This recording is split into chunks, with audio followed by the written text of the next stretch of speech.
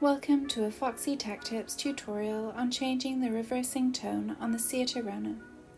If you find this tutorial helpful, please consider subscribing to my channel and liking the video. If you find the reversing tone annoying, there are actually several reversing tone options to choose from. Follow the steps to learn how to change the reversing tone on the Seat Arona. Tap the car button to the right of the infotainment system screen. Then tap Settings at the bottom of the page. Tap Parking and Maneuvering. Under the Park Pilot heading, tap Rear Tone Setting. You can now use the plus and minus buttons to switch between different reversing tones.